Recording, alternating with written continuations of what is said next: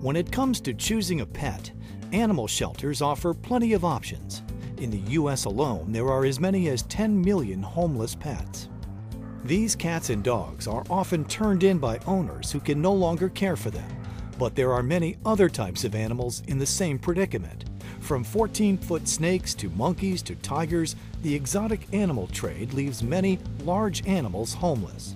Underground dealers sell exotic animals to people who want to keep them as pets.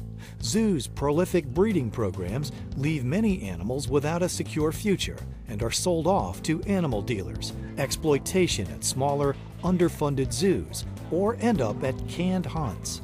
According to the Humane Society of the United States, the exotic pet trade is estimated to be worth $15 billion annually. A lot of animals that are in the exotic pet trade come from illegal entries into the United States, and they're captured in the wild and then smuggled in. Also, there are people that breed exotic animals here in the United States and then sell them as pets. And thanks to the internet, you can get basically anything you want on the internet, but it's not to the advantage of the animals. When someone buys an exotic pet, they often don't think about all the aspects of keeping such an animal.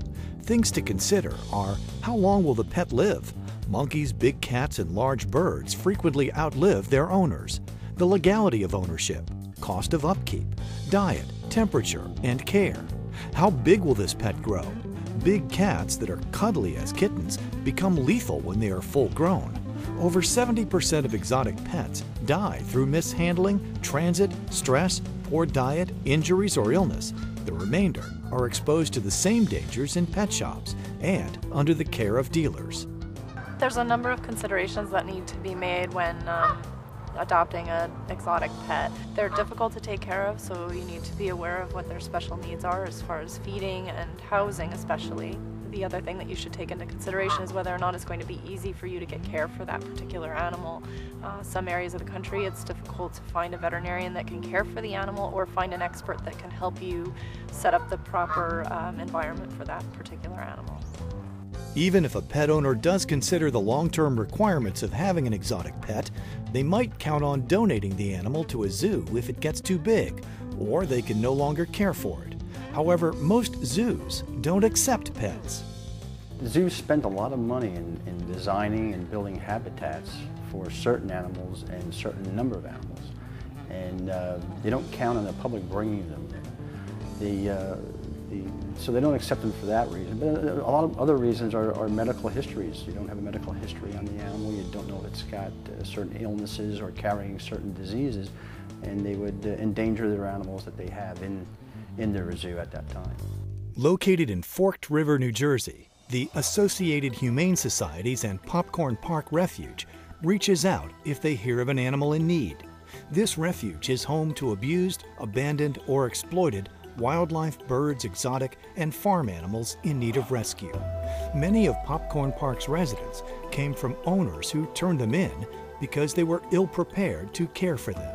Others were threatened with euthanasia at other sanctuaries because those refuges had closed. Originally, this place was not built for exotic animals or animals that belong in zoos. It was built as an adoption center for dogs and cats. We got calls from Maine to save and rescue 2 black bear, calls from Ohio to build and construct something for a lion that they had found that had been abused, all the way to an elephant from New Mexico. So a lot of different animals come in here, and it was never expected, and then we just build as we need. Research the animal that you're getting, and by research I don't mean just going on the internet, finding the first website that you can find about, say, green iguanas and reading that and saying, oh, I can own a green iguana in an aquarium and it'll be fine and I don't have to worry about what my heat source or my light source is. You need to make sure that you actually find a reliable resource before you even go out and look at the animal that you're thinking about adopting. Associated Humane Societies operates 3 animal care centers. They have an open-door policy, and euthanasia is used as a last resort. Each year, Associated Humane Societies cares for and places 7,000 deserving dogs and cats in need of homes. The mission of Associated Humane Societies, which includes Popcorn Park Zoo Refuge, is to consistently provide the highest quality of care for all animals, not only domestic animals, but wildlife as well.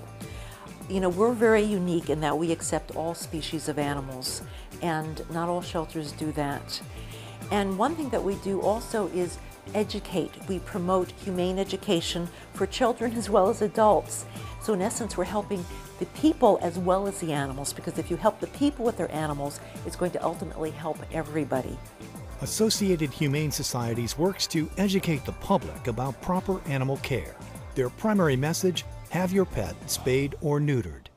Obviously, people who don't spay and neuter their pets, sometimes their pet escapes and manages to mate with another unspayed, unneutered animal. And then we have the problem that we have right now with all of our shelters is animal overcrowding.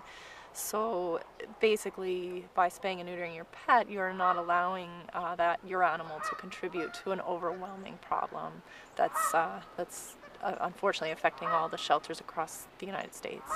Associated Humane Societies also runs Popcorn Park Refuge, a home for over 250 injured, neglected, or elderly exotic and farm animals.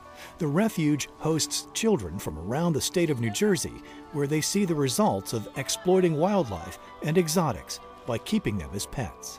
Children by nature love animals, and their curiosity to find out more about animals, even dogs and cats like their own, make Popcorn Park Zoo the place to come. They're excited to see tigers up close and personal. They're excited to see lions and the camel. I've never been near a Bactrian camel in my life, so the children love to see the camel and how big she is. Our job here is to teach them the need for compassion, the need for the responsibility of caring for animals, the need for providing help to animals in trouble. That's what we do, and that's what we instill in children that visit here. Associated Humane Societies helps more than 15,000 beautiful, innocent animals who have nowhere else to turn, but they can't do it without you. Please pledge your support today. People can always help by providing donations, by calling up one of our local shelters, seeing if we need towels, food donations, volunteer as a docent at Popcorn Park Zoo Refuge. But keeping us going is really keeping the animals of New Jersey and beyond alive. People who love animals need to donate to humane societies to help these animals. There are many ways they can help. If you're going to have a wedding, we have a program where you can get cards from the Humane Society acknowledging donations from, instead of giving a gift at the wedding, you send a donation to the Humane Society. The numbers of animals coming in have increased tremendously this year because of the economic situation in the country. But we're going to provide care for those animals. We just have to work harder to bring more money in. To help fund Associated Humane Societies, visit ahscares.org.